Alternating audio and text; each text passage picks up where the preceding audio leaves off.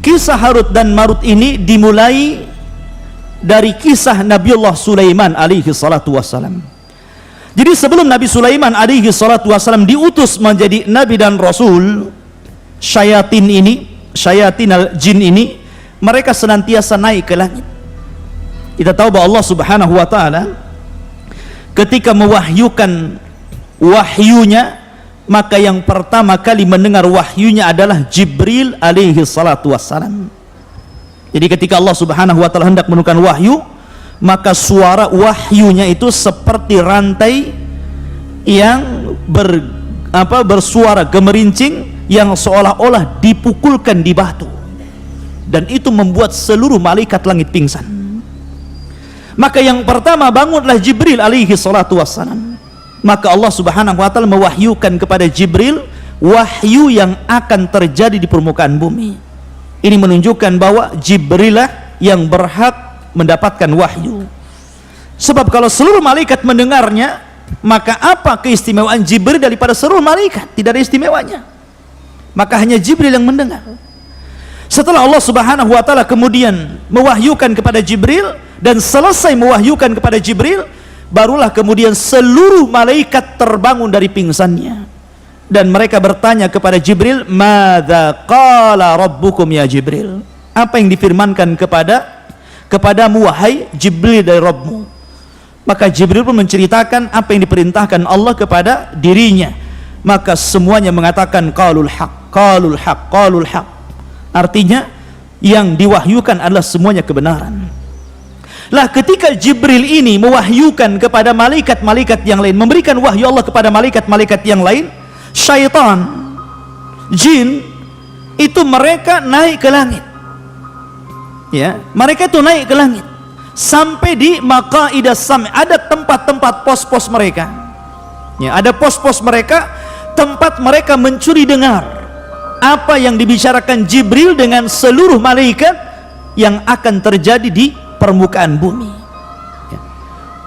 Dan ketika itu langit belum dijaga oleh bintang, artinya bintang belum difungsikan untuk melempar syaitan, sehingga mereka leluasa mendengar wahyu. Ya. Setiap mereka mendengarkan wahyu satu kalimat, maka mereka akan memberikan informasi kepada jin yang di bawahnya, jin yang di bawahnya, jin yang di bawahnya. Terkadang mungkin bisa 100 jin, 1000 jin, ya. Tapi yang benar ini jin pertama saja. Jadi jin yang mendengar ini saja yang benar. Ketika disampaikan ke yang kedua, yang ketiga ini sudah ditambahi kedustaan. Kemudian yang kedua, yang ketiga ditambah lagi dusta, ditambah lagi dusta, ditambah lagi dusta. Maka 99% kedustaan, 1% saja yang benar.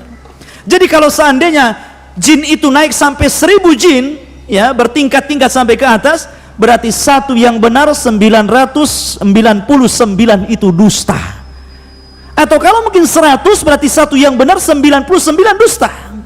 Itu yang sampai ke jin yang paling bawah. Makanya kenapa para dukun itu sebenarnya kadzabun, para pendusta, karena lebih banyak dustanya daripada benarnya.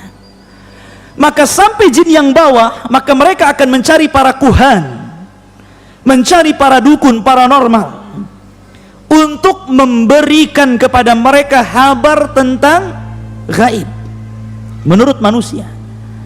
Kemudian mereka akan barter informasi, di mana jin akan memberikan informasi kepada dukun, dan dukun akan memberikan kekufurannya kepada jin, penyembahannya kepada jin. Mereka berbisnis dalam kekufuran, ya kan? Akhirnya ketika Nabiullah Sulaiman alaihi salatu wassalam Allah angkat menjadi nabi dan rasul. Ingat ikhwan, dari seluruh keturunan Yakub atau Bani Israel, Yakub itu Israel, maka seluruh keturunannya adalah Bani Israel. Yakub itu memiliki 12 anak, 12 putra, salah satunya Yusuf dan Binyamin. Lah dari 12 putra Yakub inilah kemudian lahir keturunan-keturunan Yakub yang disebut dengan Bani Israel. Lah Bani Israel ini terbagi menjadi dua. Ada yang Allah karuniakan dari keturunannya para nabi dan rasul, dan ada yang Allah karuniakan dari keturunannya menjadi para penguasa dan raja. Ya. lah ada dua nabi yang Allah gabungkan antara nubuwah dan juga kerajaan. Siapa?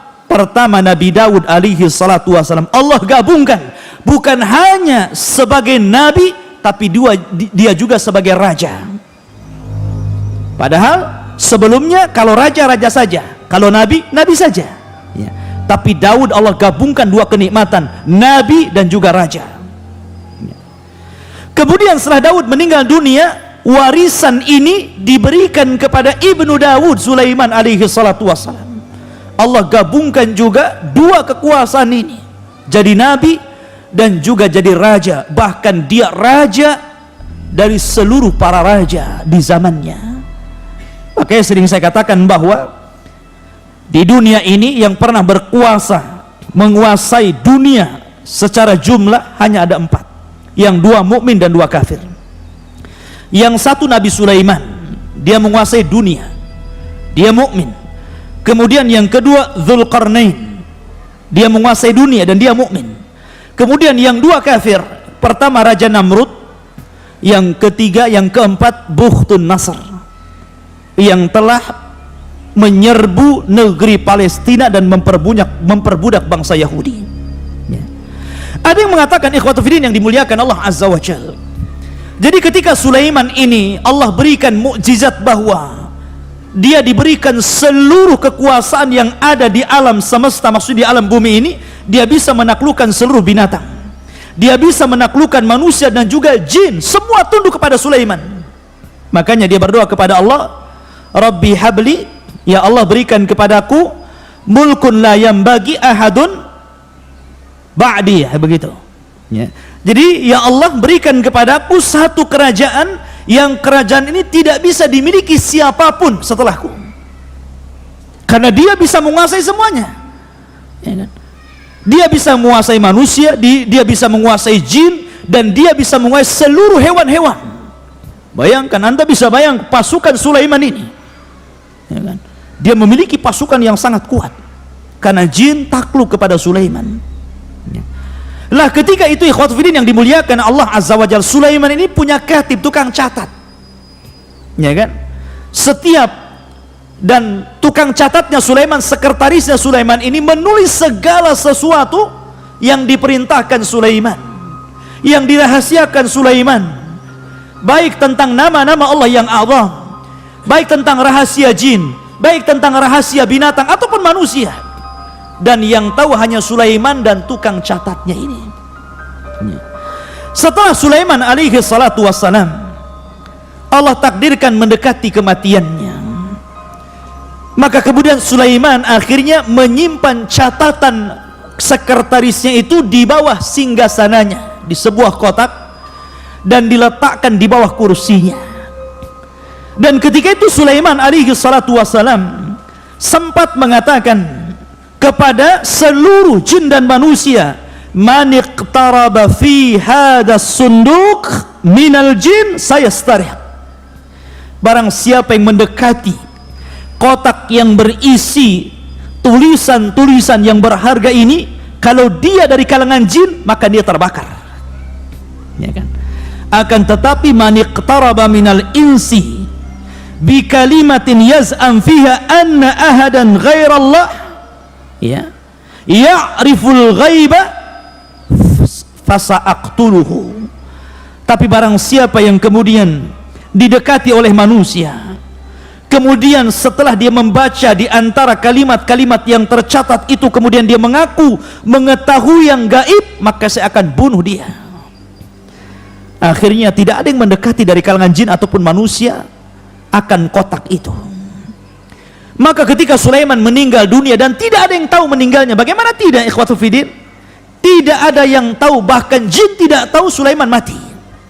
Sulaiman hanya duduk di singgasananya, kemudian rayap memakan singgasananya, kemudian setelah rapuh roboh barulah mereka tahu Sulaiman meninggal. Artinya di sini bahwa kalau memang jin adalah rujukan para dukun, paranormal, dan mereka mengaku sesuatu yang gaib padahal tidak ada yang mengetahui kecuali Allah Azza wa Jalla, jin saja tidak tahu yang gaib padahal rujukannya. Jin tidak tahu kematian Sulaiman. Sulaiman sudah mati, jin tidak tahu.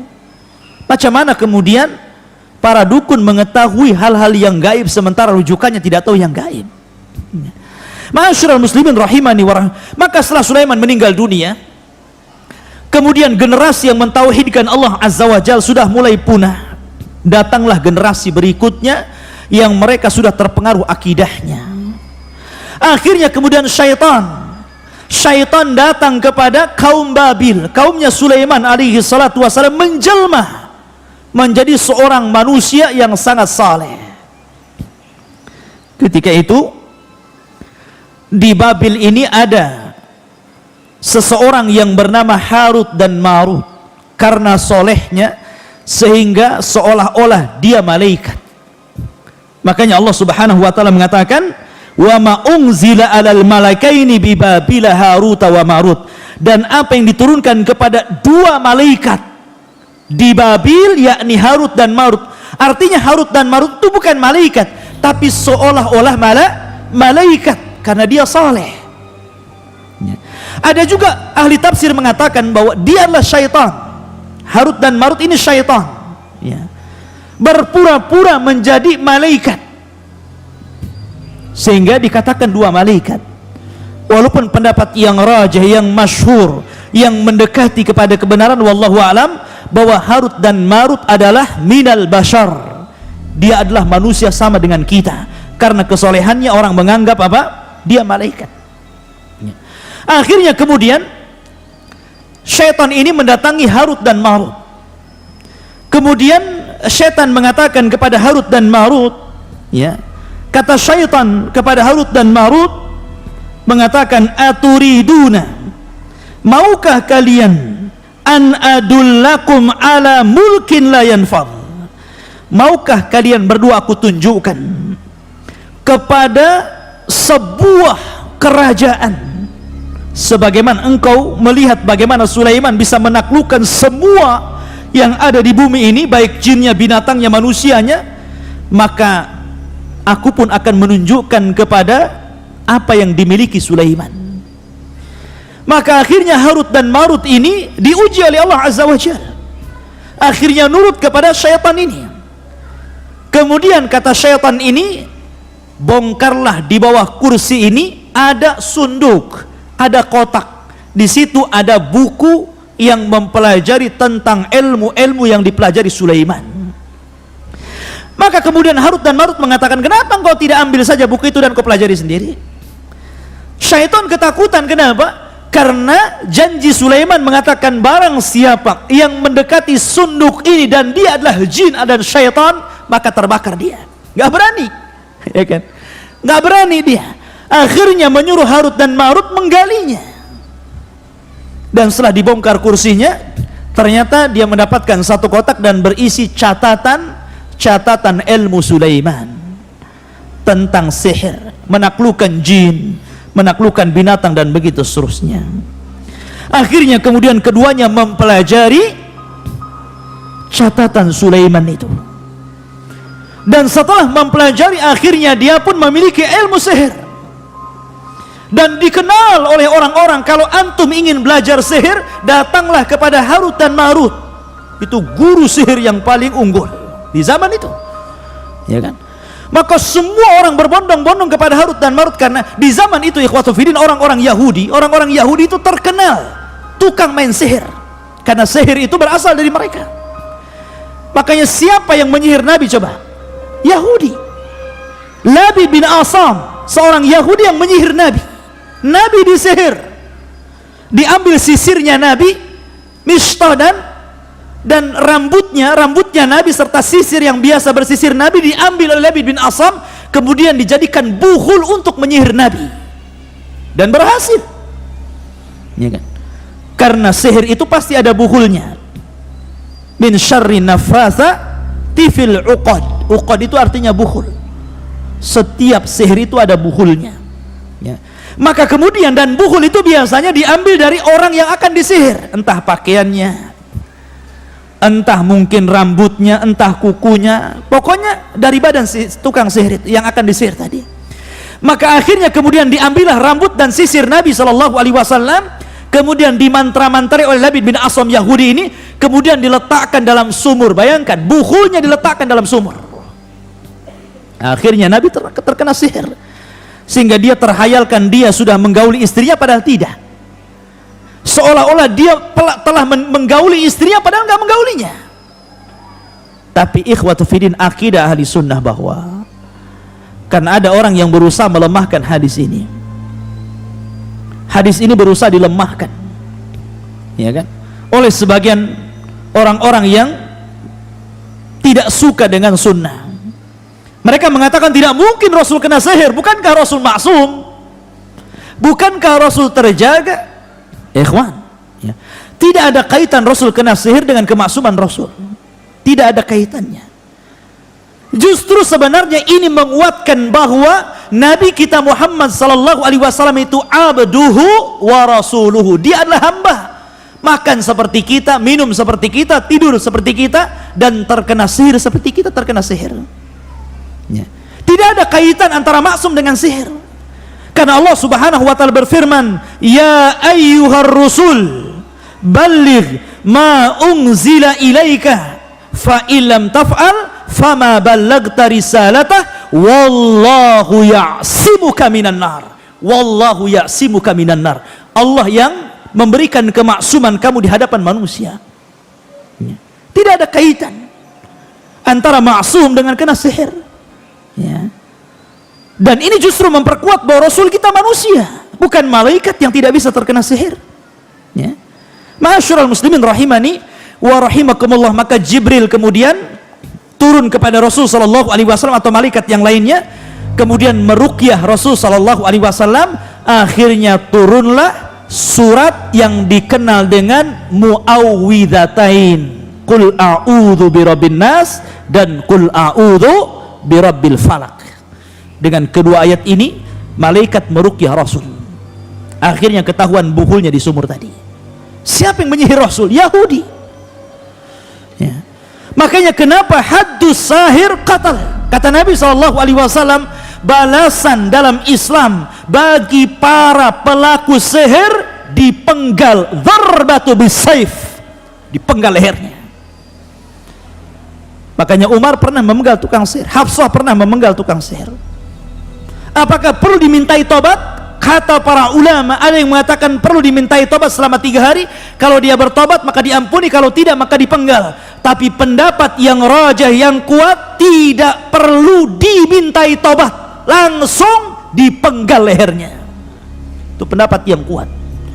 Karena kerusakan sihir ini melebihi kerusakan yang lainnya. Bukan hanya kekufuran, kesyirikan, tapi kerusakan di mana-mana. Bisa membunuh, bisa menyakiti, bisa menceraikan suami istri dan begitu seterusnya. Kerusakannya luar biasa. Maka tidak perlu dimintai tobat, la yustatab, kata para ulama. Tidak perlu dimintai tobat, langsung darbatu bisayf, penggal lehernya. Ya. Tapi waktu kembali bahwa setelah kemudian orang-orang Yahudi, karena ketika itu ada dalam riwayat wallahu a'lam riwayat ini, tapi yang jelas saya pernah terbaca dalam tafsir bahwa dahulu ketika orang-orang Palestina ini dibantai oleh Bukhtun Nasr, yang saya sebutkan tadi, raja yang zalim yang menguasai dunia, maka orang-orang Yahudi Palestina ini, Bani Israel ini, akhirnya mereka menjadi budak, sehingga mereka berusaha untuk keluar dari perbudakan Bukhtun Nasr. Akhirnya kemudian mereka mempelajari sihir supaya keluar dari jeratan Bukhtun Nasr. Akhirnya tersebarlah kesyirikan di mana-mana, ilmu sihir di mana-mana. Lah kebetulan di situ itu ada Harut dan Marut yang sihirnya luar biasa, menguasai ilmu Sulaiman. Makanya kemudian orang mengatakan bahwa datanglah kepada Harut dan Marut, belajarlah kepada dia. Tetapi Harut dan Marut, ikhwatu fillah, ujian Allah Subhanahu wa taala. Harut dan Marut mengatakan kepada setiap orang yang akan belajar sihir kepadanya, wa ma yu'allimani min ahadin hatta yaqula innama nahnu fitnatun fala takfur. Maka Harut dan Marut tidaklah mengajarkan sihir kepada siapapun dari kalangan Bani Israel, kecuali keduanya pasti mengatakan, sebelum kamu belajar sihir kepada aku, saya ingatkan, sihir ini fitnah. Nanti setelah aku ajarkan sihir, jangan pernah kufur kepada Allah. Baik, bagus kan kalimatnya. Sebagian mereka ada yang kembali tidak mempelajari sihir, tapi sebagian juga ada yang kemudian berusaha mempelajari sihir. Tapi apa kenyataannya? Kenyataannya apa yang dikatakan Harut dan Marut tidak sebagaimana yang diiyahkan mereka. Justru kenyataannya setelah mereka mempelajari sihir dari Harut dan Marut, justru kondisinya makin rusak. Perdukunan di mana-mana, sihir di mana-mana. Sampai hari ini, sihir itu di mana-mana. Ya. Ikhwatu fiddin yang dimuliakan Allah Azza wa Jalla.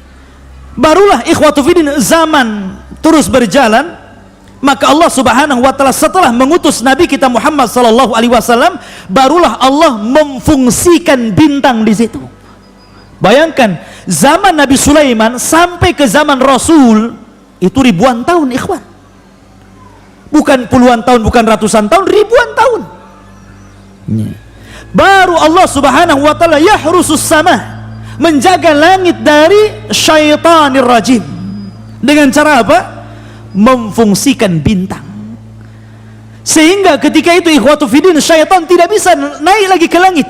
Mereka hanya berputar-putar di bumi dan tidak bisa naik ke langit. Setiap mereka naik ke langit, maka mereka akan ditembak oleh meteor dan mati. Sehingga mereka tidak berani. Di zaman Rasul tidak ada syaitan yang berani masuk ke langit. Dan ini menunjukkan tentang bagaimana Allah Subhanahu wa taala menjaga keotentikan risalah Rasul. Inna nahnu nazzalna dzikra wa inna lahu lahafizun. Kami yang menurunkan Al-Quran, kami yang menjaganya. Sebab kalau seandainya syaitan ini naik, maka akan tercampur antara perkataan Allah dan perkataan dukun. Al-Quran terjaga, maka mereka tidak bisa naik ke langit karena mereka akan ditembak. Ya. Ma'asyiral muslimin, kemudian Allah Subhanahu wa taala mengatakan, fayata'allamuna minhuma ma yufarriquna bihi bainal mar'i wa zawji. Maka kemudian orang-orang Bani Israel, orang-orang Yahudi itu mempelajari dari keduanya Harut dan Marut apa yang bisa memisahkan antara suami dan istri. Perlu catatan ikhwan, sihir dahulu dengan sihir sekarang itu ada kemiripan.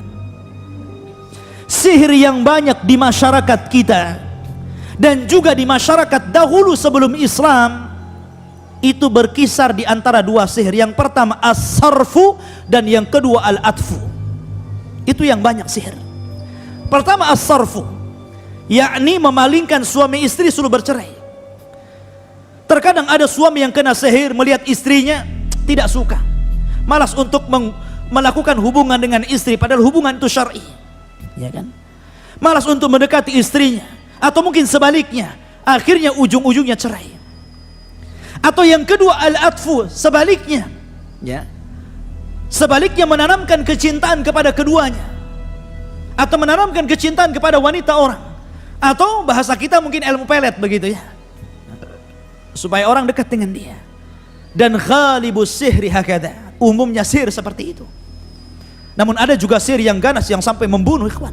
Naudzubillah. Ya. Maka di sini Al-Quran mengatakan bahwa mereka mempelajari sihir itu apa yang bisa memisahkan antara suami istri. Wa ma hum bidharina bihi min ahadin illa biiznillah. Tapi ingat bahwa sihir apapun tidak akan memadaratkan siapapun kecuali atas izin dari Allah Subhanahu wa taala. Seandainya tukang sihir ini berkumpul di dunia kemudian hendak menyihir antum, kalau seandainya Allah tidak mengizinkan sihir itu terkena antum, antum tidak akan terkena sihir. Karena Rasul mengatakan, seandainya seluruh manusia berkumpul, jinnuhum wa insuhum, manusia dan jinnya, ada an yadurruka bi syai'in lan yadurruka illa bima qad kataballahu lak.